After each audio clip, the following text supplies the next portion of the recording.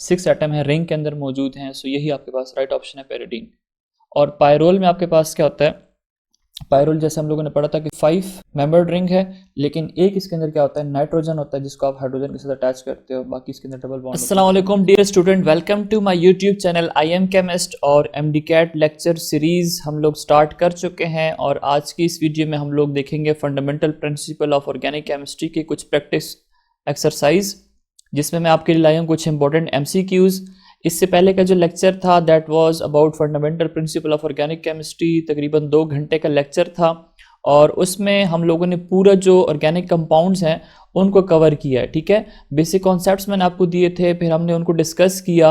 अब उसी लेक्चर को आगे कंटिन्यू करते हैं और हम कुछ प्रैक्टिस एक्सरसाइज करते हैं, कुछ इंपॉर्टेंट MCQs हैं जो कि इसी चैप्टर के ऊपर बेस्ड हैं, जो कि मैं ऑलरेडी आपको MD-CAT के लेक्चर में करवा चुका हूं और आज की इस वीडियो में हम इन MCQs को सॉल्व करेंगे। अगर आप MD-CAT के स्टूडेंट हैं, अगर आप फेडरल बोर्ड के स्टूडेंट हैं, आपका SLO बेस्ड एग्जाम है, या पंजाब बोर्ड के स्टूडेंट हैं, आपने MCQs की प्रिपरेशन करनी है, तो ये वीडियो आपके लिए बहुत ज़्यादा हेल्पफुल है। मेरे चैनल के साथ कनेक्ट रहने के लिए चैनल को सब्सक्राइब करें, वीडियो को लाइक करें और अगर आपको वीडियो पसंद आती है तो प्लीज़ इसको अपने फ्रेंड्स के साथ ज़रूर शेयर कीजिए।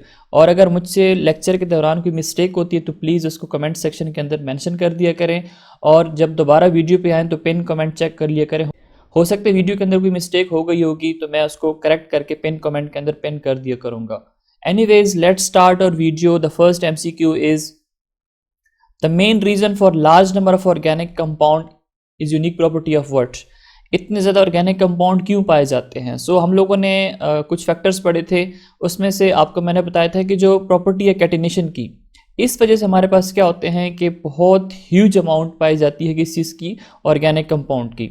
अब कैटिनेशन क्या है? कैटिनेशन जैसे आपको मैंने बताया था कि it is self linking property of organic compound. Carbon की ये प्रॉपर्टी होती है कि ये क्या करता है कि अपने साथ बॉन्डिंग करके लॉन्ग चेन बना सकता है, इसी तरह इसकी ब्रांचेस आप बना सकते हैं। ठीक है, सो इस प्रॉपर्टी को आप क्या कहते हो? This property is known as catenation and this is the main reason that we have hundred and billions and millions of organic compounds that exist in our universe.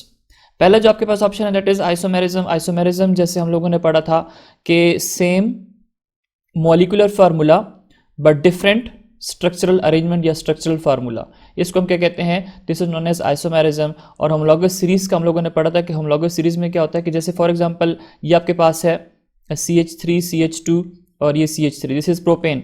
अब इससे नेक्स्ट जो मेंबर होगा उसके अंदर एक डिफरेंस आएगा, किसका? CH2 का। एक और CH2 जो है आप उसके अंदर ऐड कर देते हो, देखिए इसके अंदर एक CH2 है, इसके अंदर 2 CH2s हैं। अगर आप प्रोपेन लिखते अगर इसके बाद आप पेंटेन लिखते हो तो पेंटेन में क्या होता है कि एक CH2 ग्रुप जो है मज़ीद इसके अंदर ऐड हो जाएगा।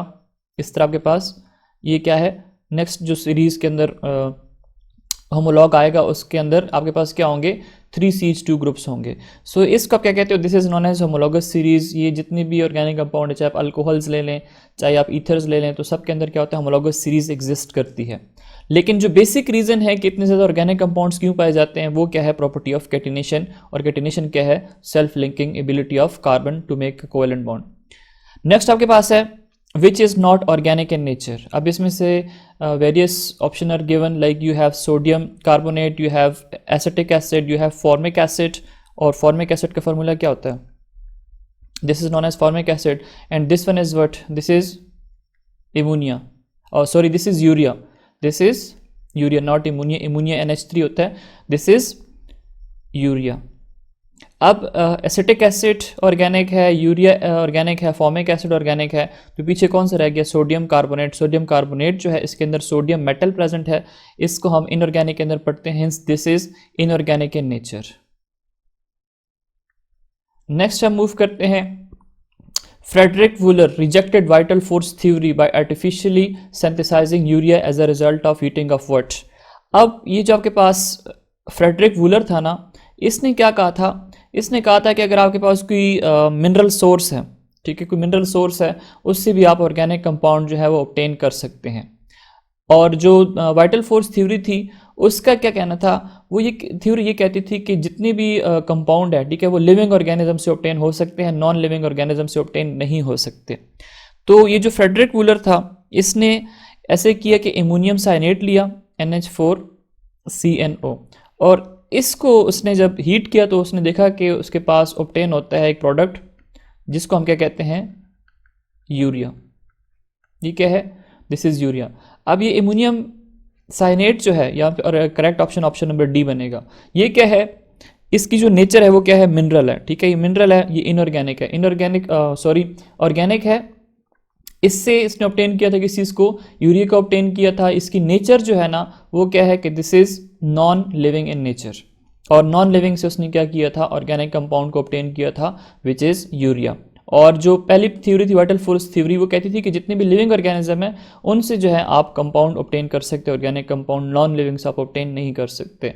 सो इस तरह जो वाइटल फोर्स थ्योरी थी उसको रिजेक्ट किया गया था। और किसने रिजेक्ट किया था, फ्रेडरिक वूलर ने।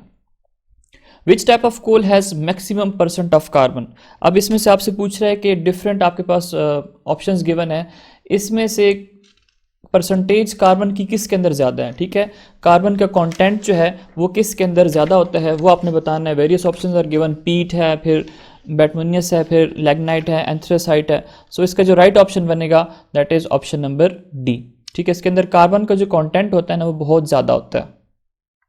MCQ नंबर 5 कह रहा है कि what is the source of organic compound. ठीक है, what is the source of organic compound. Petroleum is combination of two Greek word petra and oleum. ठीक है, ये सही है। It is non renewable energy, एक दफ़ा यूज़ हो जाता तो आप इसको रिन्यू नहीं कर सकते। It is form by decomposition of living organism. बिल्कुल, फॉसल फ्यूल्स जो है, फॉसल फ्यूल्स, वहाँ से हम क्या ऑब्टेन करते हैं, ऑर्गेनिक कंपाउंड को ऑब्टेन करते हैं।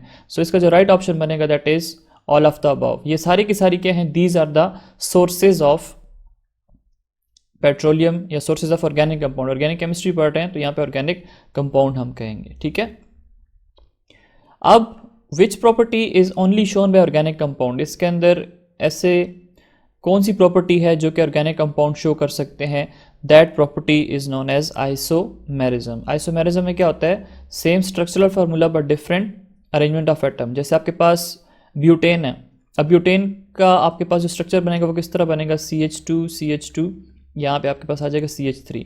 इसको आप क्या कहते हो, दिस इज एन ब्यूटेन। इसी तरह अगर आप इसको ऐसे बना लेते हैं CH3, यहाँ पे CH3 लगा दें और यहाँ पे हाइड्रोजन लगा दें, ये आपके पास क्या बनेगा, दिस इज आइसोब्यूटेन। अगर आप देखो दोनों के अंदर कार्बन नंबर सेम है, हाइड्रोजन नंबर भी सेम है, लेकिन इसके अंदर क्या है, स्ट्रेट चेन है, इसमें क्या है, एक लॉन्ग चेन है, उसकी एक ब्रांच निकली हुई है। तो अरेंजमेंट ऑफ एटम क्या है, डिफरेंट है, और मॉलिक्यूलर फार्मूला क्या है, दोनों का सेम है। और इस प्रॉपर्टी को आप क्या कहते हो, this property is known as isomerism and these two are known as isomer of each other. ये दोनों एक दूसरे के क्या है, these are isomers of each other. Hence isomerism is the property which is shown by organic compound. Isomorphism क्या होता है, आइसोमॉर्फिज्म जैसे हम लोगों ने क्रिस्टलाइन सॉलिड्स के अंदर पढ़ा था कि सेम इनके अंदर क्या होती है, अरेंजमेंट जो होती है वो सेम होती है। ठीक है, और पॉलीमॉर्फिज्म का मतलब है कि एक से ज़्यादा स्ट्रक्चर जो है उनके पॉसिबल होते हैं किसी भी मॉलिक्यूल के, या क्रिस्टल जो हम पढ़ते हैं तो हम कहते हैं कि एक से ज़्यादा अगर स्ट्रक्चर के अंदर वो एग्जिस्ट करता है। जैसे सोडियम क्लोराइड है, क्यूबिक स्ट्रक्चर भी होता है उसके अंदर, ऑक्टाहेड्रल शेप के अंदर भी एग्जिस्ट कर सकता है। सोडियम क्लोराइड जो है ना, NaCl जो है वो हमारे पास पॉलीमॉर्फिज्म शो करता है। क्यों, क्योंकि आपके पास वो क्यूबिक स्ट्रक्चर में भी एग्जिस्ट कर सकता है और उसके बाद वो ऑक्टाहेड्रल उसकी अरेंजमेंट भी हो सकती है। सोडियम क्लोराइड के साथ साथ अगर आपके पास मर्क्यूरिक आयोडाइड है, ठीक है, अब इसके दो डिफरेंट फॉर्म्स होते हैं, एक येलो फॉर्म होता है और एक रेड फॉर्म होता है। अब येलो फॉर्म जो है उसकी अरेंजमेंट आपके पास ऑर्थोरोम्बिक होती है और जो रेड फॉर्म है ना वो टेट्रागोनल फॉर्म में एग्जिस्ट करता है। This property is known as polymorphism. Isomorphism में ये होता है कि आपके पास कुछ ऐसी सब्सटेंसेस होती हैं जिनकी शेप क्या होती है, सिमिलर होती है। जैसे अगर आपके पास जिंक सल्फेट है और दूसरा आपके पास निकल सल्फेट है। अब इन दोनों की जो शेप होती है ना वो क्या होती है, वो सिमिलर होती है। अब इन दोनों की अगर हम बात करते हैं सो जिंक सल्फेट और निकल सल्फेट, इनकी जो अरेंजमेंट होती है वो होती है ऑर्थोरोम्बिक। इसी तरह अगर आपके पास कैल्शियम कार्बोनेट है और सोडियम नाइट्रेट है, calcium carbonate and sodium nitrate. अगर हम इसकी आइसोमॉर्फिज्म के बारे में बात करते हैं तो इसकी जो अरेंजमेंट होती है वो किस तरह होगी, रोम्बोहेड्रल होती है। This property is known as isomorphism. ये हमारे पास जो क्रिस्टलाइन सॉलिड्स होते हैं वो ये दोनों प्रॉपर्टीज शो कर सकते हैं। और जो आपके पास ऑर्गेनिक कंपाउंड होते हैं ये कोवेलेंट इन नेचर होते हैं, इनके जो रेट ऑफ रिएक्शन होते हैं वो फास्ट नहीं होते, वो स्लो होते हैं। सो एक ही पीछे प्रॉपर्टी रहेगी आइसोमेरिज्म, जो कि ये शो करते हैं, जो कि मैं आपको बता चुका हूँ। Nucleophilicity order is correctly represented by what. अब इसके अंदर आपसे पूछ रहा है कि न्यूक्लियोफिलिसिटी का ऑर्डर बताएं। न्यूक्लियोफिलिसिटी आपको मैंने पढ़ाई थी ना, आपको मैंने क्या कहा था कि न्यूक्लियोफिलिसिटी जो है that is inversely proportional to the electronegativity. Negativity is inversely proportional to the nucleophilicity। अब न्यूक्लियोफिलिसिटी है क्या चीज़? न्यूक्लियोफाइल वो स्पीशी होती है जिसके पास नॉन पेयर ऑफ इलेक्ट्रॉन्स होते हैं, ठीक है, नॉन बॉन्डिंग इलेक्ट्रॉन पेयर होते हैं। वो किसी इलेक्ट्रोफाइल को वो डोनेट कर सकता है, ठीक है, या इलेक्ट्रोफाइल को, या कोई आपके पास इलेक्ट्रॉन डेफिशिएंट एटम है उसको वो डोनेट करके कोऑर्डिनेट कोवेलेंट बॉन्ड या कोवेलेंट बॉन्ड अगर वो बना सकता है तो इस प्रॉपर्टी को हम कहते हैं न्यूक्लियोफिलिसिटी। और न्यूक्लियोफिलिसिटी जो है that is inversely proportional to the electronegativity of atom. अगर एक एटम है वो बहुत ज़्यादा इलेक्ट्रोनेगेटिव है तो उसकी न्यूक्लियोफिलिसिटी क्या होगी, बहुत ज़्यादा कम होगी। और अगर एक एटम है जो कि लेस इलेक्ट्रोनेगेटिव है तो उसकी जो न्यूक्लियोफिलिसिटी होगी वो क्या होगी, ज़्यादा होगी। मतलब एक दूसरे के ऑपोजिट होते हैं। अगर इलेक्ट्रोनेगेटिव एटम ज़्यादा है तो उसकी न्यूक्लियोफिलिसिटी क्या होगी, कम होगी। इन्वर्स रिलेशनशिप है। तो इसमें जो राइट ऑप्शन बनेगा that is option number C. Carbon atom को अगर आप देखें, कार्बन की इलेक्ट्रोनेगेटिविटी कम होती है। अगर इसकी इलेक्ट्रोनेगेटिविटी कम है सो आप क्या कहोगे कि it is more nucleophilic in nature. It is more nucleophilic in nature. ये आपके पास क्या है, CH3। देखें CH3 इसके ऊपर नेगेटिव चार्ज है, मतलब एक इसके पास वैलेंसी है, ये बॉन्ड बना सकता है। इस तरह NH2 नेगेटिव है, एमाइन है, उसके बाद हाइड्रोक्साइड आयन है, उसके बाद फ्लोराइड आयन है। फ्लोराइड आयन जो है हमें पता है ना कि फ्लोरीन की सबसे ज़्यादा इलेक्ट्रोनेगेटिविटी है 4। पूरे पीरियोडिक टेबल में जितने भी एलिमेंट है सबसे ज़्यादा इलेक्ट्रोनेगेटिव एलिमेंट कौन सा है, फ्लोरीन है। अगर इसकी इलेक्ट्रोनेगेटिविटी बहुत ज़्यादा है तो न्यूक्लियोफिलिसिटी इसकी क्या होगी, बहुत कम होगी। तो ये आपके पास करेक्ट ऑर्डर है, ठीक है। उसके बाद आपके पास क्या है, which technique is use to separate various fraction from petroleum. अब पेट्रोलियम मसनूआत को अगर आप देखते हैं तो वो उसके अंदर डिफरेंट फ्रैक्शंस होती हैं, ठीक है। जैसे आप कैरोसिन ऑयल पढ़ते हो, उसके बाद डीजल पढ़ते हो, उसके बाद जेट इंजन ऑयल जो होता है, मतलब डिफरेंट टाइप्स के ऑयल्स होते हैं। अब उनको अगर आपने सेपरेट करना है ना, तो आप लोगों ने क्लास 10th में भी इस चीज़ को पढ़ा हुआ है कि आप क्या करते हो, फ्रैक्शनल डिस्टिलेशन करते हो। अब फ्रैक्शनल डिस्टिलेशन क्या होती है, separation of substances on the basis of their boiling point, ठीक है। आपके पास डिफरेंट सब्सटेंसेस होती है, अपन को सेपरेट करते हो, लेकिन उसकी बेस क्या होती है कि इन सब के डिफरेंट बॉइलिंग पॉइंट्स होते हैं और उन बॉइलिंग पॉइंट्स में डिफरेंस की वजह से हम क्या करते हैं, इनको डिफरेंट फ्रैक्शंस के अंदर डिस्ट्रीब्यूट करके अलग कर लेते हैं। नेक्स्ट आपके पास है which term is use to convert higher alkane into lower alkane या अल्कीन। आपके पास अल्केन्स हैं, ठीक है, हायर अल्केन्स है, आपने क्या करना है, उनको लोअर अल्केन या लोअर अल्कीन्स के अंदर कन्वर्ट करना है, ठीक है। तो उसके लिए कहता है कि आप कौन सा मेथड यूज़ करते हो। उसके लिए जो हम मेथड यूज़ करते हैं दैट इज़ पायरोलाइसिस, ठीक है। पायरोलाइसिस हमारे पास क्या है, that is thermal decomposition of material. हमारे पास यहाँ पे होता है क्या है, हम थर्मल डिकम्पोजिशन करते हैं। थर्मल डिकम्पोजिशन का क्या मतलब है, थर्म किससे निकला हुआ है, हीट से। हीट की प्रेजेंस में हम किसी भी हायर अल्केन को हीट कर देते हैं। अब वो क्या हो जाएगा, ब्रेक हो जाएगा किधर, लोअर अल्केन के अंदर या लोअर अल्कीन के अंदर। अल्केन आपको मैंने बताया था जहाँ पे कार्बन कार्बन सिंगल बॉन्ड हो, alkyne carbon carbon double bond अगर प्रेजेंट होता है तो उनको आप क्या कहते हो, अल्कीन कहते हो। हाइड्रोलाइसिस क्या होता है, हाइड्रो मीन वाटर और लाइसिस मीन्स ब्रेकेज। वाटर की प्रेजेंस में अगर किसी चीज़ को ब्रेक करते तो क्या होगा, हाइड्रोलाइसिस होगा। कैटालिसिस क्या होता है, एडिशन ऑफ कैटलिस्ट, ठीक है, जो आप किसी भी केमिकल रिएक्शन के अंदर कैटलिस्ट ऐड कर देते हो। कैटलिस्ट क्या होता है, जो कि किसी भी रिएक्शन को स्पीड अप करने के लिए यूज़ होता है। इलेक्ट्रोलाइसिस क्या है, इलेक्ट्रोलाइसिस जो हम इलेक्ट्रोकेमिस्ट्री पढ़ते हैं, कैथोड एनोड के ऊपर जो रिएक्शंस वगैरह होते हैं, मतलब ये कन्वर्ट करना आयंस के अंदर। जैसे अगर आपके पास वाटर मॉलिक्यूल है तो वाटर की जब आप इलेक्ट्रोलाइसिस करोगे तो आपके पास क्या बनेगा, 2 मोल्स ऑफ हाइड्रोजन और 1 मोल ऑफ ऑक्सीजन जो है वो प्रोड्यूस होगा, ठीक है। इस प्रोसेस को हम क्या कहते हैं, हाइड्रोलाइसिस, जब हमने बैटरीज वगैरह पढ़ी थी। नेक्स्ट आपके पास है which type of cracking is use to produce gasoline of higher octane number. अब अगर आपके पास अपने पेट्रोलियम मसनूआत जो हैं वो ऑब्टेन करनी है, हायर ऑक्टेन नंबर आपको चाहिए, तो उसके लिए आप क्या करते हो, डिफरेंट टाइप्स की क्रैकिंग करते हो। एक आपके पास थर्मल क्रैकिंग है, एक आपके पास स्टीम क्रैकिंग है, एक आपके पास कैटालिटिक क्रैकिंग है। अब कैटालिटिक क्रैकिंग में हम क्या करते हैं, कैटलिस्ट ऐड करते हैं, और यही आपके पास वो क्रैकिंग है जिसमें आपके पास अगर आपको हायर ऑक्टेन नंबर का गैसोलीन चाहिए तो आप ऑब्टेन करते हो। सो ऑप्शन नंबर बी यहाँ पे क्या है, this option is correct. Next आपके पास एमसीक्यू क्या है, main application of cracking is. अब क्रैकिंग हम किस लिए अप्लाई करते हैं, क्रैकिंग के डिफरेंट रीजंस होती हैं। एक आपके पास है to increase production of gasoline petroleum, petroleum को अगर आपने ज़्यादा करना है तो उसके लिए आप, जैसे आपको मैंने बताया, कैटालिटिक क्रैकिंग करते हो। टू प्रोड्यूस पेट्रोकेमिकल, अगर आपने पेट्रोकेमिकल ऑब्टेन करने हैं सो उसके लिए भी आप क्या करते हो, क्रैकिंग का प्रोसेस यूज़ करते हो। थर्मल आपके पास हीट देते हो, हीट करने के बाद डिकम्पोजिशन करते हो, ठीक है। To produce low boiling hydrocarbon, ठीक है। अब हाइड्रोकार्बन हैं डिफरेंट है, उनके कुछ के बॉइलिंग पॉइंट ज़्यादा हैं, कुछ के लेस हैं। अगर आपने लो बॉइलिंग हाइड्रोकार्बन प्रोड्यूस करना है तब भी आप क्या करते हो, क्रैकिंग को यूज़ करते हो। सो ऑप्शन नंबर डी जो है that is correct, all of these are employed, all of these are the application of cracking. Next आपके पास है which process is use to improve quality of petroleum. अब petroleum की quality अगर आपने improve करनी है तो आप करते क्या हो, उसके अंदर रीफॉर्मिंग करते हो। सो ऑप्शन नंबर बी यहाँ पे क्या है, करेक्ट है। अब अगर आपको लास्ट लेक्चर याद हो तो उसके अंदर मैंने आपको बताया था कि जो रीफॉर्मिंग होता है ना, उस मेथड में हम लोग करते क्या हैं कि अगर हमारे पास कोई स्ट्रेट चेन हाइड्रोकार्बन है, क्या है हमारे पास स्ट्रेट चेन ऑर्गेनिक कंपाउंड है, उसको अगर आप कन्वर्ट कर देते हो ब्रांच्ड चेन ऑर्गेनिक कंपाउंड के अंदर, इस प्रोसेस को हम क्या करते हैं, this process is known as रीफॉर्मिंग।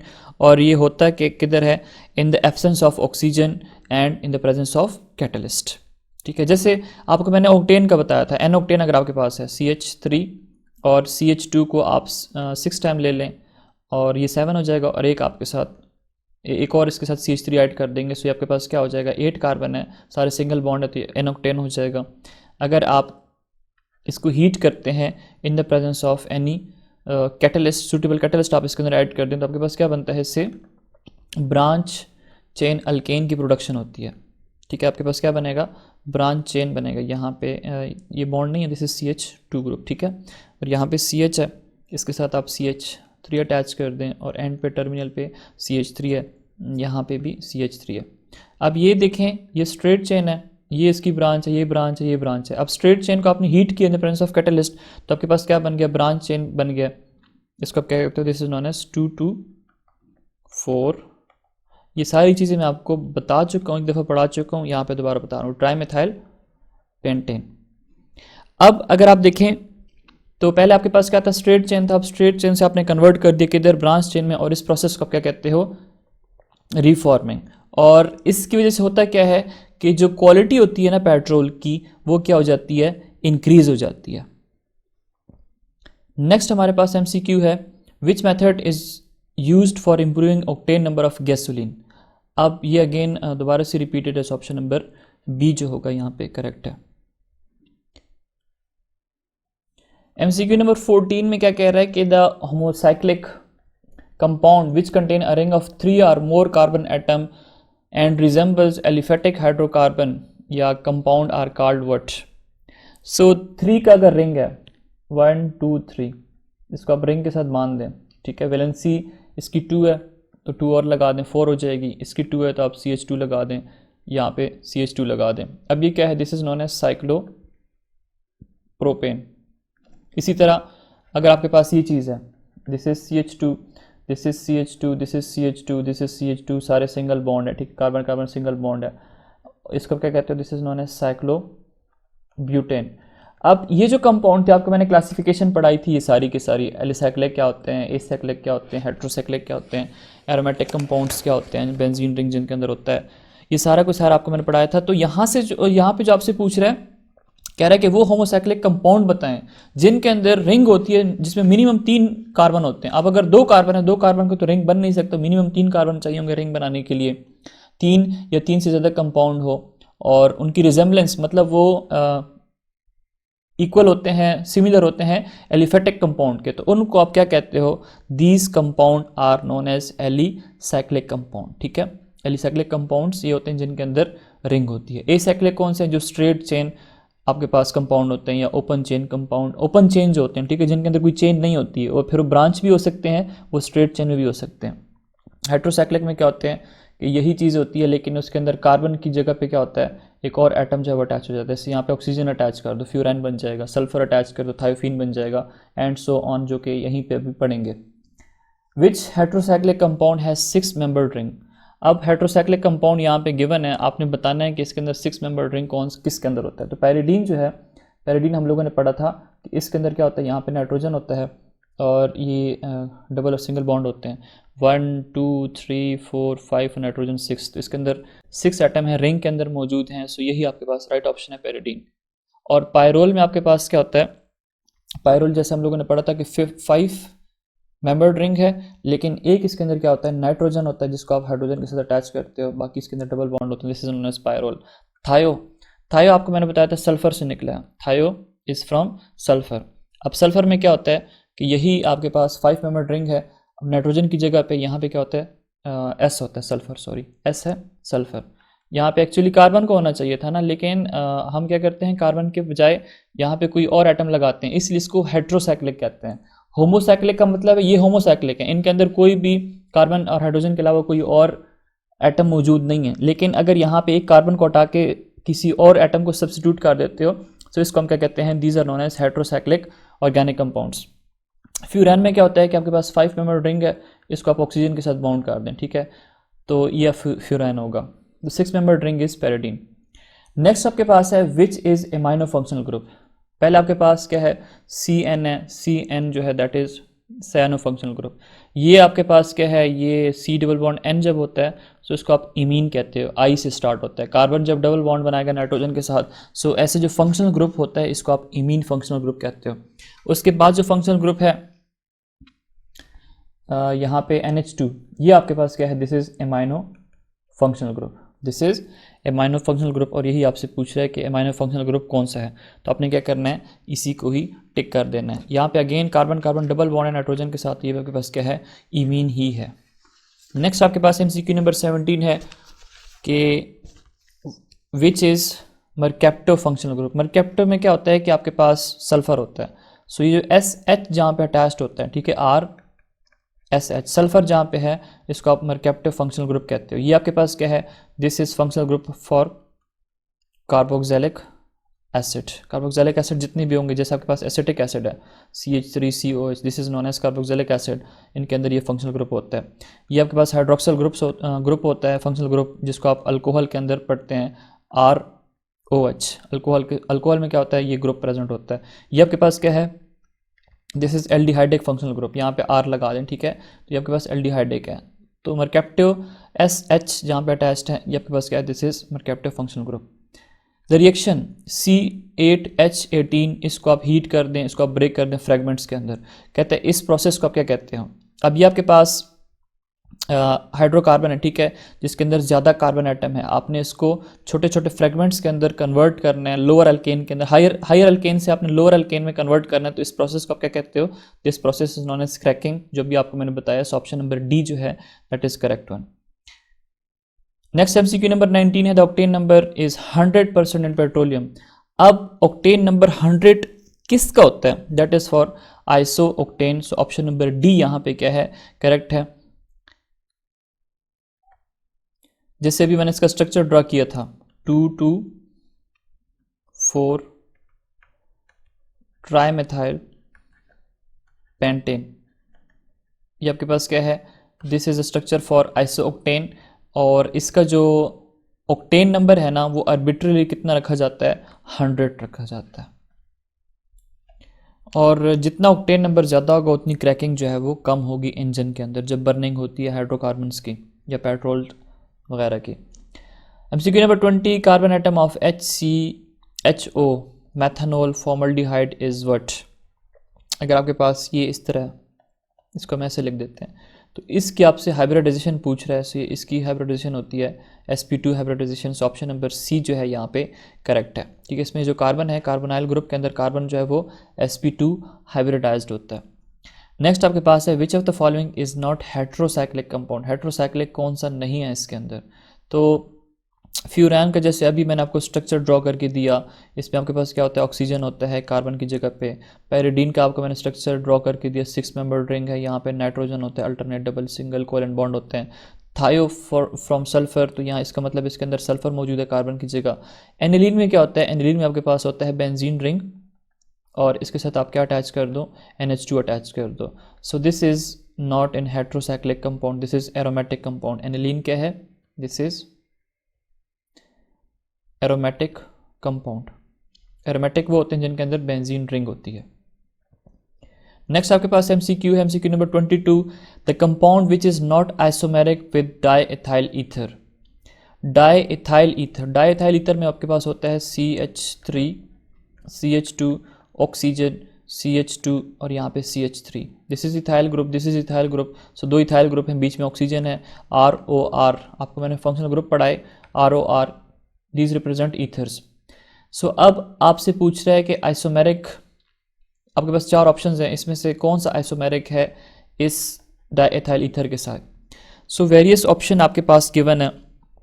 सो पहले आपके पास है N प्रोपाइल मिथाइल ईथर। तो N प्रोपाइल, प्रोपाइल का मतलब है 3 carbon atom, CH3 straight chain में हो, CH3 CH2 CH2O और यहाँ पे CH3 अटैच कर दें। ये आपके पास क्या है, this is N propyl ether.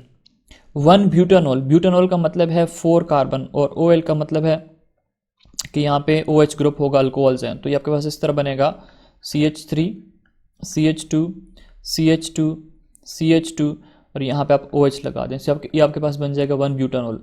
फिर आपके पास है 2 मिथाइल 2 प्रोपानॉल। इसका अगर हम स्ट्रक्चर ड्रॉ करते हैं, सो ये 1 2 3, प्रोपानॉल का मतलब है 3 कार्बन। सो ये अपने 3 कार्बन जो है वो अटैच कर दें, सेकंड कार्बन पे मिथाइल लगा दें, जैसे सेकंड कार्बन यहाँ पे आप मिथाइल लगा दो, सेकंड कार्बन पे ही OH लगा दें, सो ये 2 प्रोपानॉल बन जाएगा। सो अब ये आपके पास एक और स्ट्रक्चर बन गया। फिर पीछे रह गया 2 ब्यूटानॉन। अब ब्यूटानॉन का मतलब है कि ये आपके पास क्या है, this is ketonic in nature. सो 1 2 3 4, ये 1 ये 2, ब्यूटानॉन है 4 कार्बन एटम, ठीक है। तो इसके अंदर क्या होगा, यहाँ पे आप क्या लगा दें, डबल बॉन्ड O लगा दें, यहाँ पे CH3 लगा दें, यहाँ पे CH2 लगा दें, यहाँ पे CH3 लगा दें, बैलेंस कर दें। तो ये सेकंड के ऊपर क्या है, कार्बोनाइल ग्रुप है, तो ये बन जाएगा 2 ब्यूटानॉन बन जाएगा। अब स्ट्रक्चर्स मैंने ड्रॉप कर दिए हैं। Now you have to identify कि इसके साथ कौन सा ऐसा है जो कि आइसोमेरिक है, जिनका आपके पास जो मॉलिक्यूलर फार्मूला है वो सेम बनता है। अच्छा, यहाँ पे हमसे पूछ रहे हैं विच इज़ नॉट आइसोमेरिक, ठीक है। आइसोमेरिक कौन सा नहीं है जिनका मॉलिक्यूलर फार्मूला इससे डिफरेंट है। अगर हम इसका अपना मॉलिक्यूलर फार्मूला देखें तो इसके अंदर कार्बन एटम होते हैं 4, हाइड्रोजन एटम इसके अंदर 3 + 2 5, 5 + 2 7, 7 + 3 10 हाइड्रोजन है, और एक इसके अंदर क्या है, ऑक्सीजन है। अगर हम इसमें देखते हैं तो 1 2 3 4 इसके अंदर कार्बन एटम मौजूद हैं, हाइड्रोजन कितने हैं, 3 + 2 5, 5 + 2 7 + 3, ये 10 है, और ऑक्सीजन इसके अंदर एक है। ये तो आइसोमेरिक है इसके साथ। ब्यूटानॉल में देखें 1 2 3 4 कार्बन एटम है, 3 + 2 5, 5 + 2 7 + 3 10, ठीक है। 3 + 2 5, 5 + 2 7, 7 + 2 9, 9 + 1 10। तो इसमें भी आपके पास क्या है, C4 H 10 और O है। अगर आप इसको देखते हो तो 3 + 3 6, 6 + 3 9, 9 + 1 10, हाइड्रोजन इसके अंदर 10 है, ऑक्सीजन 1 है, कार्बन इसके अंदर 4 है, तो ये भी है। लेकिन अगर आप यहाँ पे देखते हो 1 2 3 4, कार्बन तो 4, हाइड्रोजन कितने हैं, 3 + 2 5, 5 + 3 8, और ऑक्सीजन कितना है, 1 है। तो ये आपके पास डिफरेंट है। तो ये आपके पास राइट ऑप्शन है, this is not isomeric with diethyl ether. I hope so आपको समझ आ गई होगी। नेक्स्ट आपके पास है हेट्रोएटम इन फ्यूरान। अब फ्यूरान आपको मैंने बता दिया, फ्यूरान में क्या होता है कि ये आपके पास ऑक्सीजन है, ठीक है, तो ये प्रेजेंट होता है in place of carbon atom. So ये राइट ऑप्शन, इसका ऑप्शन नंबर बी होगा। नाइट्रोजन आपके पास पैराडीन के अंदर होता है, सल्फर थायोफीन के अंदर होता है, ये इस नाइट्रोजन डबलिंग की हुई है। ग्लूकोज और फ्रक्टोज, ये दोनों एक दूसरे के क्या हैं, ये दोनों एक दूसरे के फंक्शनल ग्रुप आइसोमर हैं। कैसे, ग्लूकोज का फार्मूला होता है C6H12O6, फ्रुक्टोज का फार्मूला होता है C6H12O6। अब डिफरेंस क्या है, डिफरेंस इनके स्ट्रक्चर के अंदर है। स्ट्रक्चर कैसे डिफरेंट है कि एक जो है वो एल्डिहाइडिक इन नेचर होता है, दूसरा आपके पास क्या होता है, कीटोनिक इन नेचर होता है। अगर हम इसके स्ट्रक्चर की बात करते हैं तो स्ट्रक्चर हम इसको ड्रॉ कर लेते हैं कुछ इस तरह। इसके अंदर 6 कार्बन होते हैं, 1 2 3 4 5 1 2 3 4 5 और यहाँ पे हो जाएगा 6 के साथ होता है CH2OH। यहाँ पे आप OH अटैच कर देते हैं, यहाँ पे आप OH अटैच कर देते हैं, यहाँ पे H अटैच करते हो, यहाँ पे आप OH अटैच करते हो, अपोजिट साइड पे H, यहाँ पे अपोजिट साइड पे OH अटैच हो जाएगा, यहाँ पे H और यहाँ पे H। This is known as glucose, क्योंकि बस क्या है, ग्लूकोज है। अगर आप बात करते हो फ्रुक्टोज की, तो फ्रुक्टोज में 1 2 3 4 5 और ये 6, एंड पे आपके पास होगा CH2, यहाँ पे आपके पास होता है OH, यहाँ पे भी आपके पास OH होता है, यहाँ पे H होता है, यहाँ पे भी H होता है। इस कार्बन के साथ आपने क्या करना है, यहाँ पे H अटैच करना है, यहाँ पे अपने OH अटैच करना है, इसके साथ कार्बोनाइल ग्रुप अटैच करना है, यहाँ पे CH2 और OH अटैच करना है। This is the structure for fructose. दोनों का मॉलिक्यूलर फार्मूला क्या है, सेम है। डिफरेंस कहाँ पे आ रहा है, ये कार्बोनाइल ग्रुप है, कार्बोनाइल ग्रुप के एक साइड पे हाइड्रोजन है, दूसरी साइड पे कार्बन है। ये कार्बोनाइल ग्रुप है, इसके इस साइड पे भी कार्बन है, इस साइड पे भी कार्बन है। सो आपको मैंने क्या कहा था, अगर आपके पास कार्बोनाइल ग्रुप है, एक साइड पे हाइड्रोजन है, दूसरी साइड पे कार्बोनाइल, दूसरी साइड पे R ग्रुप है, कोई भी अल्काइल ग्रुप है। इसी तरह आपके पास कार्बोनाइल फंक्शनल ग्रुप है, दोनों साइड पे R ग्रुप्स हैं, चाहे वो सेम है डिफरेंट है, तो इसको आप क्या कहते हो, this is known as ketone. इसको क्या कहते हो, this is known as aldehyde. एक साइड पे हाइड्रोजन अगर प्रेजेंट है तो वो क्या होगा, एल्डिहाइड होगा। सो फ्रुक्टोज क्या है, फ्रुक्टोज कीटोनिक इन नेचर है, लेकिन ग्लूकोज क्या है, this is aldehydic in nature. और यही इसके अंदर फंक्शनल ग्रुप का डिफरेंस आ रहा है। फंक्शनल ग्रुप का क्या आ रहा है, इसके अंदर डिफरेंस आ रहा है।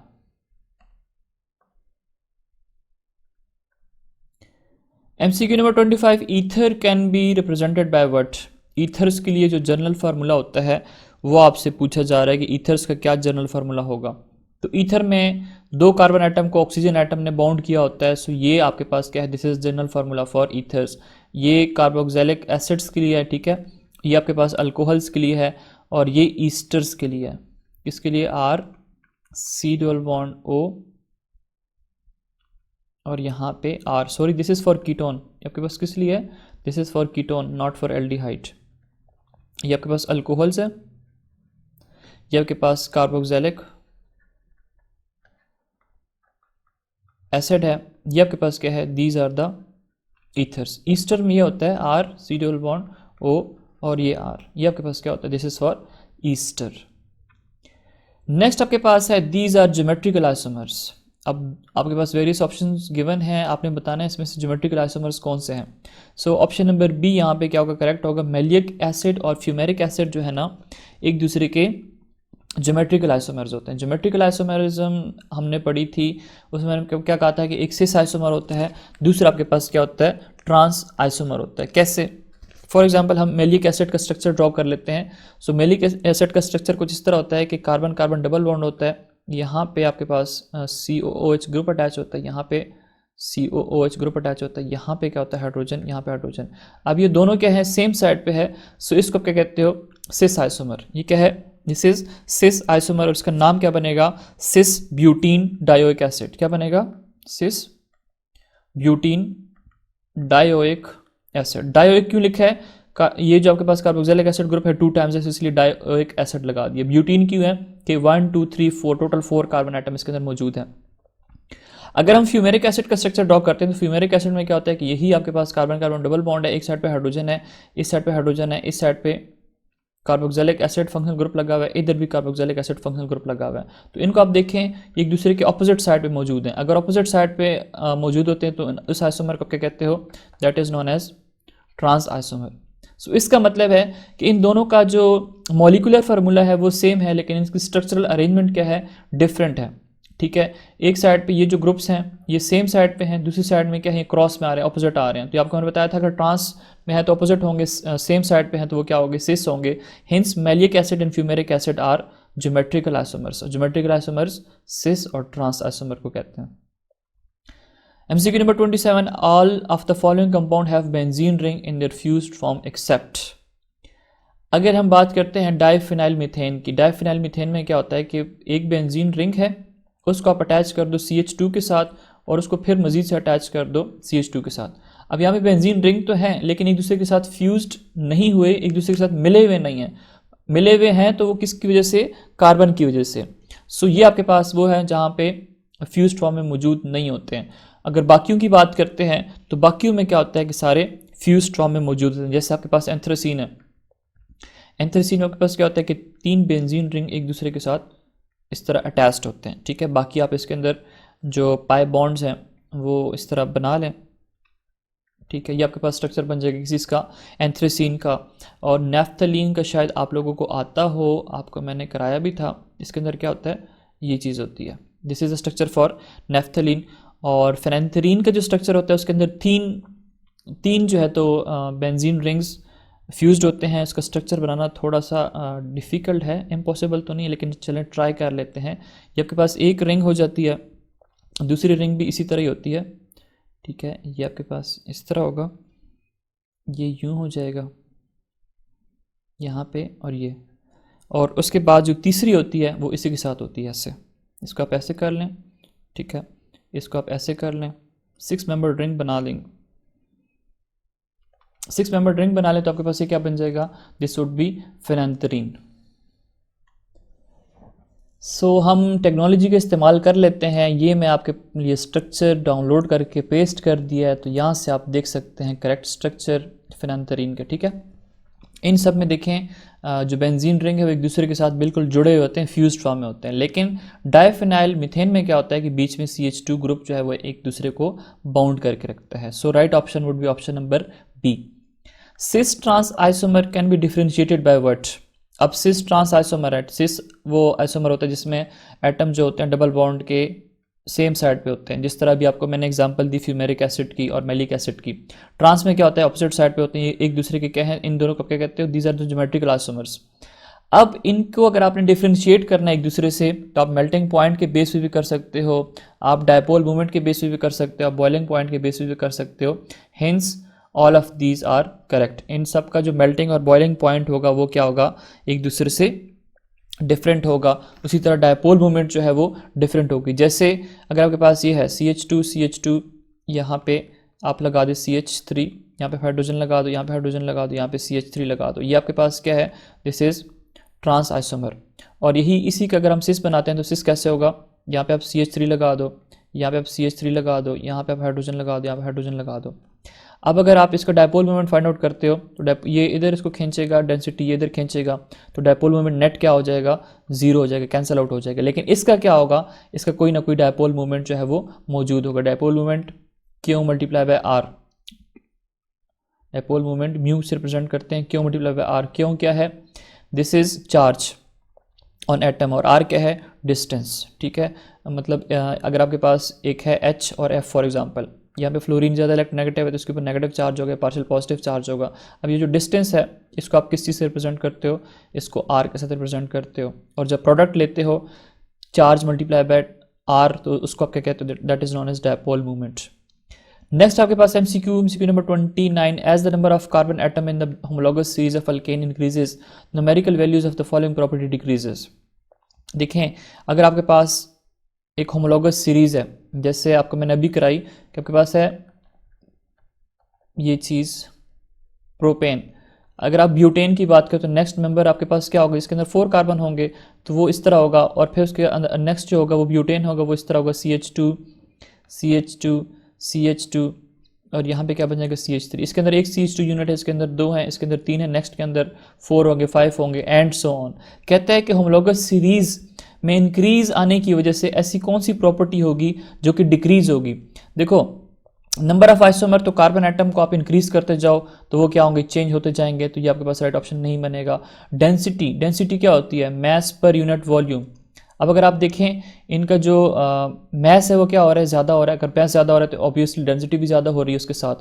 एंथैल्पी ऑफ वेपराइजेशन, अब ये क्या होती है, ये हमारे पास इंक्रीज होती है उसके साथ, लेकिन हम वेपर प्रेशर की बात करते हैं। सो वेपर प्रेशर क्या होगा, इनका डिक्रीज होता जाएगा। क्यों, क्योंकि जितने कार्बन एटम ज़्यादा होते जाएंगे उस तरह उनकी जो बॉन्डिंग होगी वो क्या होगी, ज़्यादा होती जाएगी। जितनी बॉन्डिंग ज़्यादा होगी उनका वेपर प्रेशर क्या होगा, कम होगा, वो इजीली एवापोरेट नहीं हो पाएंगे। सो ऑप्शन नंबर डी जो है दैट इज करेक्ट वन। ये इन्वर्स रिलेशनशिप है होमोलॉगस सीरीज के साथ। जिस तरह कार्बन एटम की न्यूमेरिकल वैल्यू इंक्रीज होगी, न्यूमेरिकल वैल्यू का मतलब है इसके अंदर 3 कार्बन, इसके अंदर 4 कार्बन, 5 है, 6, 7, 8, जितने कार्बन नंबर इंक्रीज होगा, उसकी स्टेट क्या होती है, सॉलिड की तरफ चलती जाती है। आपको मैंने फिजिकल प्रॉपर्टीज़ पढ़ाई थी कि C1 to C4 जो है वो गैसियस स्टेट में है, फिर C4 टू कार्बन 17 ये आपके पास लिक्विड स्टेट में होती है, 17 या 18 से ऑनवर्ड क्या होते हैं, सॉलिड्स में होते हैं। सो जितना इनके अंदर कार्बन नंबर ज़्यादा होता जाएगा, न्यूमेरिकल वैल्यू इनकी ज़्यादा होती जाएगी, उतने इनके अंदर बॉन्डिंग जो है वो ज़्यादा होती जाएगी और वेपर प्रेशर क्या होगा, कम होता जाएगा। Tautomerism can also called, tautomerism को हम एक और नाम देते हैं जिसको हम कहते हैं डिसमोटोट्रोपिज्म। ठीक है, ये आपके लिए एक नया कॉन्सेप्ट है। ठीक है, इवन मेरे लिए भी नया कॉन्सेप्ट है, मैंने भी फर्स्ट टाइम इसको लर्न किया है। तो यहाँ पे हम प्रोटोट्रोपिज्म जो है इसको रिमूव कर लेते हैं, ये गलत है। ठीक है, सो डिसमोटोट्रोपिज्म इसको बोलते हैं टॉटोमेरिज्म को। और टॉटोमेरिज्म में क्या होता है, shifting of proton, shifting of proton within a molecule is known as tautomerism. अब टॉटोमेरिज्म हम लोगों ने कहाँ पे पढ़ा था, जब आपको मैंने डिफरेंट टाइप के आइसोमेरिज्म पढ़ाई थी, chain isomerism, functional group isomerism है, टॉटोमेरिज्म है, मेटामेरिज्म है, डिफरेंट टाइप की आपको मैंने आइसोमेरिज्म पढ़ाई थी। सो टॉटोमेरिज्म में क्या होता है, shifting of proton within a molecule, और जो प्रोटॉन मूव करते हैं उसको आप मोबाइल प्रोटॉन भी कहते हो। जैसे आपके पास ये चीज़ है, C डबल बॉन्ड O है, यहाँ पे आपके पास CH3 है, आपके पास क्या है, CH3 है। ये आपके पास क्या है, दिस इज कीटोन, ये क्या है, कीटोन, और कीटोन में क्या है, एसीटोन है। ये यहाँ पे ऑक्सीजन के ऊपर होता है lone pair of electron, lone pair मतलब नेगेटिव चार्ज है। ये क्या करेगा, अगर इस प्रोटॉन के ऊपर अटैक करता है तो ये जो डेंसिटी है, ये बॉन्ड ये इधर शिफ्ट हो जाएगा, और ये जो पाई बॉन्ड है ऑक्सीजन की तरफ शिफ्ट हो जाएगा, इसका एक दूसरा आइसोमर बन जाएगा, वो कुछ इस तरह होगा, CH3C, ऑक्सीजन हाइड्रोजन को लेगा तो यहाँ पे ऑक्सीजन के साथ हाइड्रोजन अटैच हो जाएगा, यहाँ पे ये बॉन्ड इधर शिफ्ट होगा तो कार्बन के बीच में डबल बॉन्ड बन जाएगा, इस कार्बन के साथ 2 यहाँ पे हाइड्रोजन एटम है। तो ये क्या है, दिस इज अनदर आइसोमर। इसके अंदर हुआ क्या है कि सिर्फ प्रोटॉन जो है वो शिफ्ट हो रहा है, और इस फिनोमेना को हम क्या कहते हैं, this is known as tautomerism, या इसको हम दूसरा नाम जो देते हैं that is desmotropism, desmotropism. Next आपके पास है बेंजीन, जो है बेंजीन क्या है, benzene is aromatic in nature. ठीक है, बेंजीन की जो नेचर है that is aromatic in nature. इसके अंदर क्या होता है कि अल्टरनेट डबल और सिंगल कोवेलेंट बॉन्ड होते हैं, हक्कल रूल जो है वो ये ओबे करता है। नेक्स्ट आपके पास है क्रैकिंग गिव्स गैसोलीन। अब ये गैसोलीन वाला जो आपको मैंने टॉपिक पढ़ाया था उसमें हम लोगों ने सबसे जो पहली लाइन पढ़ी थी वो यही थी कि 20% आपके पास क्या देता है, गैसोलीन की प्रोडक्शन करता है जब आप क्रैकिंग का मेथड जो है वो यूज़ करते हो। क्रैकिंग है क्या, हायर हाइड्रोकार्बन को आपने लोअर हाइड्रोकार्बन के अंदर कन्वर्ट करना होता है। MCQ number 33 is C4H4O, it means this is what. देखें, अगर आपके पास कार्बन एटम है, आप क्या करते हो, उसके अंदर एक कार्बन की जगह पे आप ऑक्सीजन को सब्स्टिट्यूट कर देते हो, तो आपके पास जो रिजल्टेंट मॉलिक्यूल बनता है या जो आपके पास ऑर्गेनिक कंपाउंड बनता है, सॉरी, उसको क्या कहते हो, that is known as furan. So option number B यहाँ पे करेक्ट होगा। बाकी जो थी पैरिडीन, थायोफीन, पायरोल, ये आपको मैंने सारा का सारा इससे पहले के MCQs में बता दिया है।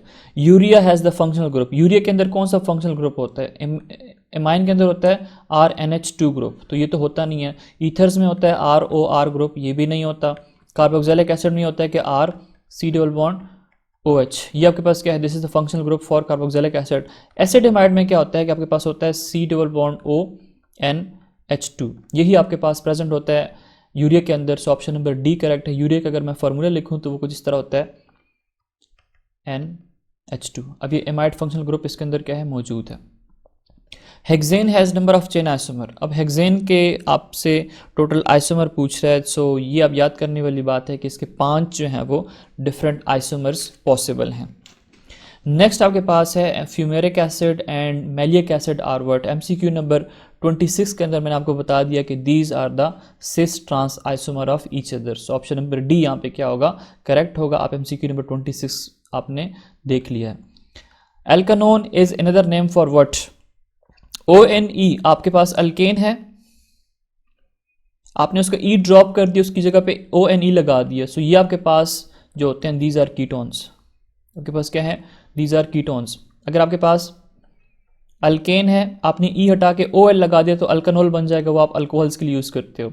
इसी तरह अगर आपके पास अल्केन है, आपने उसके ई ड्रॉप करके OIC एसिड अटैच कर दिया तो वो क्या बन जाएगा, कार्बोक्सिलिक एसिड्स। अगर आपके पास एल्केन है, आपने उसका ई ड्रॉप करके उसकी जगह पे AL लगा दिया तो एल्केनल बन जाएगा, वो एल्डिहाइड्स के लिए यूज़ होता है। अब यहाँ पे ONE की बात करें तो ONE हम यूज़ करते हैं कीटोन्स के लिए। MCQ number 38, pyrrole is what. आपसे पूछ रहा है कि पायरोल जो है ना ये क्या होता है। सो ये अभी हम पढ़ चुके हैं, that is heterocyclic compound. Heterocyclic compound का मतलब कि आपके पास होता है ये चीज़, यहाँ पे कार्बन एटम होता है, कार्बन की जगह आप नाइट्रोजन अटैच कर दो, सो इसको आप क्या कहते हो, this is known as pyrrole. और जब आपके पास हेट्रोसाइक्लिक इसलिए, हेट्रो का मतलब होता है डिफरेंट, बाकी तो सारे क्या होते हैं, कार्बन होते हैं, लेकिन एक कार्बन को आप सब्सिट्यूट कर देते हो किसी चीज़ के साथ, नाइट्रोजन एटम के साथ, और इसको आप क्या कहते हो, पायरोल कहते हो।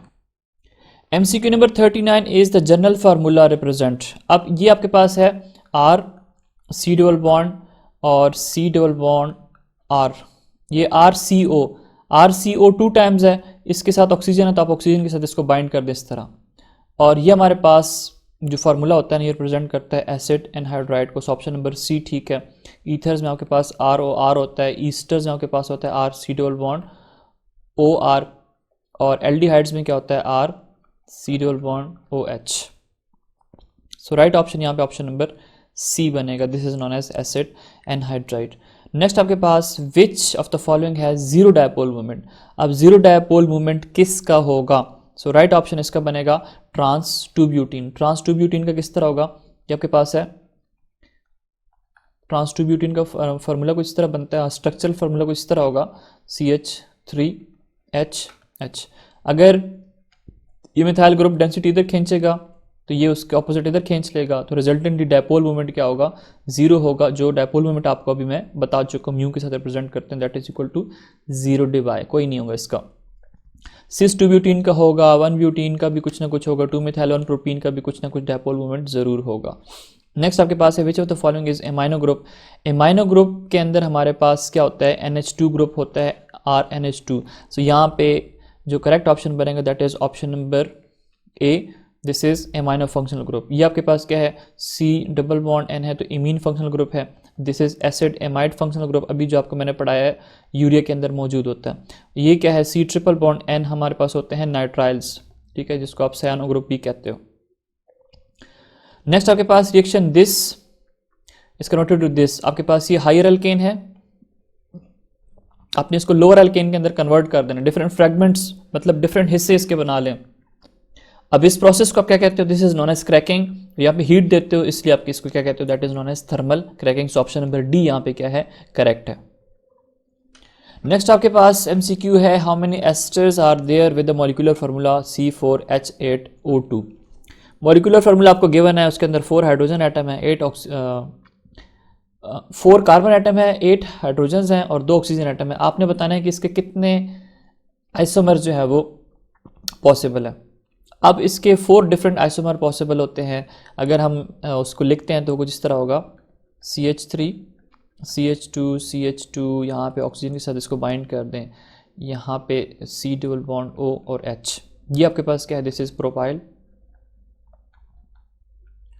फॉर्मेट, या इसको आप N प्रोपाइल फॉर्मेट कहते हैं। N प्रोपाइल इसलिए कि 3 कार्बन आइटम जो है ऑक्सीजन के साथ बॉन्डेड है। पहले तो आपको ये पता हो कि ईस्टर्स में होता है क्या, ईस्टर्स में ये ग्रुप होता है RC डबल बॉन्ड O और यहाँ पे R जो है वो अटैच्ड होता है। सो ये आपके पास क्या है, दीज आर द ईस्टर्स। और ये आपके पास प्रोपाइल फॉर्मेट जो है ये बन सकता है। उसके बाद आपके पास दूसरा आइसोमर, इसका आइसोप्रोपाइल फॉर्मेट भी आप इसका बना सकते हैं। आइसोप्रोपाइल फॉर्मेट कुछ इस तरह बनेगा, C डबल बॉन्ड O, यहाँ पे आप H अटैच कर दें, यहाँ पे CH3, यहाँ पे आप CH3 जो है वो अटैच कर दें। ये आपके पास क्या है, this is isopropyl format. Again ये आपके पास क्या है, दिस इज ईस्टर्स।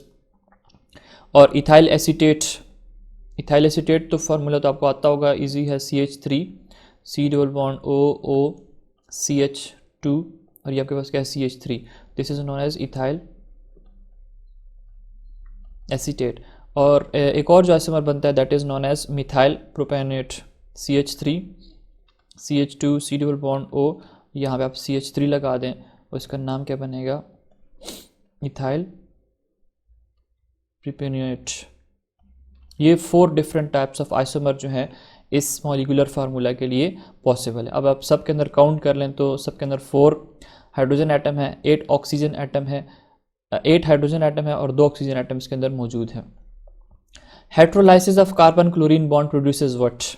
कार्बन है, क्लोरीन है, क्लोरीन की इलेक्ट्रोनेगेटिविटी जो है वो ज़्यादा है कार्बन से, तो वो क्या करेगा, इलेक्ट्रॉन यहाँ पे खींचेगा, जब खींचेगा तो क्या होगा, बॉन्ड टूटेगा।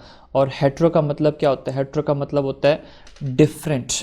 जब आपके पास बॉन्ड ब्रेकेज, आपको मैंने बॉन्ड फिजन पढ़ाया था, बॉन्ड ब्रेकेज पढ़ाया था, 2 टाइप की ब्रेकेज होती है, एक होता है होमोलाइटिक क्लीवेज, एक होता है हेट्रोलाइटिक क्लीवेज। होमो में क्या होता है कि अगर आपके पास 2 एटम्स हैं, लाइक कार्बन क्लोरीन की एग्जांपल ले लेते हैं, अगर यहाँ पे एक बॉन्ड के अंदर 2 इलेक्ट्रॉन है, अगर एक इलेक्ट्रॉन इधर आ जाए, दूसरा इस क्लोरीन की तरफ चला जाए, तो आपके पास 2 फ्री रेडिकल्स बन जाएंगे और इसको क्या कहते हैं, that is known as homolytic cleavage. Heterolytic में क्या होता है कि अगर आपके पास कार्बन क्लोरीन का बॉन्ड बना हुआ है, ठीक है, और इसमें से एक एटम अगर ज़्यादा ताकतवर है, ठीक है, उसकी इलेक्ट्रोनेगेटिविटी ज़्यादा है, फोर्स ज़्यादा है, तो क्या करेगा, दूसरे से उसका इलेक्ट्रॉन अपनी तरफ खींच लेगा कंप्लीटली। सो अब इसको क्या कहते हो, that is known as heterolytic cleavage. अब हेट्रोलाइटिक क्लीवेज जब भी होगी तो उसमें आपके पास क्या बनेगा, एक कैटायन बनेगा और दूसरा एनायन बनेगा। सो ऑप्शन नंबर डी यहाँ पे करेक्ट है। यहाँ पे होता है ये कि एक इलेक्ट्रॉन अगर आप कार्बन से इसका ऐसे खींच लेते हो तो पीछे क्या रह जाएगा, कार्बन के ऊपर पॉजिटिव चार्ज रह जाएगा। जैसे अगर आपके पास मिथाइल क्लोराइड है, दिस इज मिथाइल क्लोराइड। अब आपको पता है कि क्लोरीन की इलेक्ट्रोनेगेटिविटी जो है वो कार्बन से थोड़ी सी ज़्यादा होती है, तो फिर क्लोरीन क्या करता है कि ये जो इलेक्ट्रॉन है इसको अपनी तरफ ड्रैग कर लेगा और रिजल्टेंटली आपके पास बनता क्या है, कार्बोकेटाइन की फॉर्मेशन होती है। ठीक है, कार्बोकेटाइन किस तरह बनेगा, CH3 पॉजिटिव और Cl नेगेटिव। इसका मतलब है 2 टाइप के आयन बनेंगे, एक केटाइन है, ठीक है, दिस वन इज केटाइन, और ये आपके पास क्या है, this is anion. So right option, option number D बनेगा। हेट्रोलाइटिक क्लीवेज में आपके पास क्या बनेंगे, 2 डिफरेंट टाइप्स के आयंस बनेंगे। NCH3CH2OH मतलब एथेनॉल की बात कर रहे हैं। The bond that undergoes heterolytic cleavage most readily is. अब इसमें से ऐसा कौन सा बॉन्ड है जिसके अंदर आप हेट्रोलाइटिक क्लीवेज कर सकते हो इजीली, वो आपके पास है कार्बन और ऑक्सीजन और हाइड्रोजन का जो बॉन्ड है, ठीक है, OH बॉन्ड जो है उसको आप हेट्रोलाइटिक क्लीवेज उसकी ईजिली कर सकते हो। उसकी वजह ये है क्योंकि पास इस तरह होता है ना, CH3 CH2O और H। अब ऑक्सीजन ज़्यादा इलेक्ट्रोनेगेटिव है तो वो इलेक्ट्रॉन खींचेगा हाइड्रोजन के अपनी तरफ, तो क्लीवेज जब होगी आपके पास क्या बनेगा, CH3 CH2O के ऊपर नेगेटिव चार्ज और H के ऊपर क्या होगा, पॉजिटिव चार्ज आएगा। ये आपके पास क्या है, एथॉक्साइड आयन है, ठीक है, दिस इज एथॉक्साइड आयन, और ये आपके पास क्या है, this is proton. So OH bond जो है ना इसकी क्लीवेज होगी हेट्रोलाइटिक क्लीवेज, और इजीली इसकी हम हेट्रोलाइटिक क्लीवेज कर सकते हैं। Carbonium ion is formed by what? Carbonium ion होता ये है कि जब कार्बन की ऊपर 3 वैलेंसी उसकी हो, एक वैलेंसी खाली हो, जब कोई इसका इलेक्ट्रॉन ले जाता है तो उसके ऊपर पॉजिटिव चार्ज आता है, this is known as carbonium ion. और कार्बोनियम आयन तब बनता है जब आपके पास हेट्रोलाइटिक फिजन होती है, क्लीवेज होती है, जैसे आपको मैंने यहाँ पे बता दिया कार्बन का, ये देखें कार्बोकेटाइन बन गया, ठीक है। अब यहाँ पे हेट्रोलाइटिक क्लीवेज है तो तब आपके पास क्या बन रहा है, कार्बोनियम आयन की फॉर्मेशन हो रही है। और कार्बोनियम आयन होता क्या है कि जब आपके पास कार्बन के ऊपर पॉजिटिव चार्ज आता है। नेक्स्ट आपके पास MCQ नंबर 47 है, the central carbon atom of free radical processes. अब अगर आपके पास फ्री रेडिकल है उसके अंदर कितने इलेक्ट्रॉन्स जो हैं वो होंगे, तो देखें फ्री रेडिकल आपके पास वो होता है जिसके अंदर ऑड नंबर ऑफ इलेक्ट्रॉन्स हो। इसमें क्या हो, ऑड नंबर ऑफ इलेक्ट्रॉन्स, जैसे आपके पास क्लोरीन है 1 2 3 4 6 और ये 7। अब ये क्या है, this is chlorine free radical, इसके अंदर 7 इलेक्ट्रॉन्स हैं। अब 8 इवन नंबर है, 6 इवन नंबर है, 7 क्या है, ऑड नंबर है, तो ये आपके पास क्या होगा, this is the correct option. MCQ number 48 में क्या कह रहा है, which of the following free radical is most stable? सबसे ज़्यादा स्टेबल फ्री रेडिकल कौन सा होगा? फ्री रेडिकल डिफरेंट टाइप्स के हैं। प्राइमरी में क्या होगा कि प्राइमरी में आपके पास ये चीज़ है CH3, इसको आप CH2 के साथ अटैच कर दो, ये आपके पास प्राइमरी फ्री रेडिकल है। और मिथाइल में क्या होता है, मिथाइल में आपके पास ये है CH3 और फिर ये रेडिकल। टर्शरी में क्या होगा, टर्शरी में ये होता है कि यहाँ पे कार्बन के साथ अटैच कर दें, यहाँ पे कार्बन के साथ इस कार्बन को अटैच कर दें, इस कार्बन को यहाँ पे अटैच कर दें, यहाँ पे फ्री रेडिकल बना दें। ये आपके पास क्या है, दिस इज टर्शरी कार्बन और ये रेडिकल है तो टर्शरी रेडिकल बन जाएगा। सेकेंडरी में क्या होता है, ये कार्बन है जिसके ऊपर रेडिकल है, उसको आप मजीद 2 कार्बन के साथ अटैच कर दो, एक साइड पे आप हाइड्रोजन के साथ अटैच कर दो। ये आपके पास क्या है, दिस इज सेकेंडरी। अब सबसे ज़्यादा जो स्टेबल होता है वो क्या होता है कि इलेक्ट्रॉन डोनेटिंग इफेक्ट होता है मिथाइल ग्रुप्स के, तो ये इसको स्टेबल करके रखता है, स्टेबलाइज करके रखता है। हेंस टर्शरी जो है वो ज़्यादा स्टेबल होता है इन सब के अंदर। नेक्स्ट आपके पास MCQ number 9, which of the following ion is most stable. जो यहाँ पे समझाया वो भी यहाँ वो एग्जैक्टली सेम वो यहीं पे भी होगा। या अगर आप देखें सो दिस इज टर्शरी, तो ये आपके पास क्या होगा, स्टेबल होगा। ये कैसे होगा कि अगर आपके पास कार्बन एटम है, इसके साथ आप क्या अटैच कर दो, CH3 टाइम्स अटैच कर दो ना, तो आपके पास क्या है, दिस इज टर्शरी कार्बोकेटाइन। और टर्शरी कार्बोकेटाइन क्या होता है, ये सबसे ज़्यादा स्टेबल होता है। उसके बाद आपके पास है which of the following has the highest nucleophilicity. Nucleophilicity is inversely proportional to the what, electronegativity. So जिसकी इलेक्ट्रोनेगेटिविटी कम होगी वो ज़्यादा न्यूक्लियोफिलिक होगा। सो इन सब में फ्लोरीन की सबसे ज़्यादा है, फिर ऑक्सीजन की है, फिर नाइट्रोजन की सबसे लीस्ट किसकी है, कार्बन की। तो CH3 नेगेटिव आयन जो है this would be having highest nucleophilicity. So option number C यहाँ पे क्या है, करेक्ट है। सो स्टूडेंट्स ये तो थे आपके पास 50 MCQs। आई होप सो आपको वीडियो अच्छी लगी होगी। नेक्स्ट जो वीडियो लेक्चर होगा उसके अंदर हम मज़ीद एक और चैप्टर को डिस्कस करेंगे, दैट इज़ अल्काइल हैलाइड। पहले हम उसका वीडियो लेक्चर लेंगे पूरा 1 घंटे 1.5-2 घंटे का, उसके बाद इसी तरह के MCQs जो है मैं आपके लिए लाऊंगा। अगर आपको वीडियोस अच्छी लगती है तो प्लीज़ इसको लाइक सब्सक्राइब करें, और मुझसे अगर कोई मिस्टेक हुई है तो प्लीज़ इसको कमेंट सेक्शन के अंदर लाजमी मेंशन करें। Thanks for watching and stay connected with IM chemist.